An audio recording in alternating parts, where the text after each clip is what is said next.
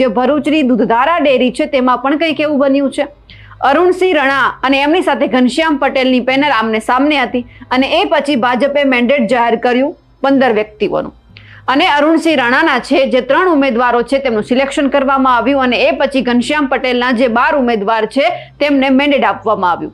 પણ જે અરુણસિંહ રાણા છે વાગરાના ધારાસભ્ય તેમણે ભાજપના મેન્ડેટની સામે જઈ અને ભાજપને પડકાર ફેંક્યો અને સ્પષ્ટ શબ્દોમાં કહી દીધું કે અમે આ ચૂંટણી લડવાના છીએ અને જીતવાના પણ છીએ. એટલે 15 પોતાના ઉમેદવારોને મેદાનમાં ઉભા રાખ્યા. પણ ભાજપે પણ હવે કોરડો વીંજ્યો છે ને કહી દીધું છે કે અમારી સામે જો પડ્યા તો પછી ગયા સમજો.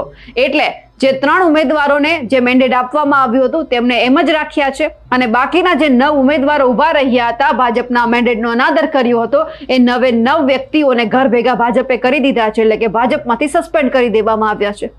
અરુણસિંહ રણાએ તો કહી દીધું કે ચૂંટણી લડીશું. હવે એમના પાપે કોઈ 9 વ્યક્તિઓનો ભોગ લેવાયો છે.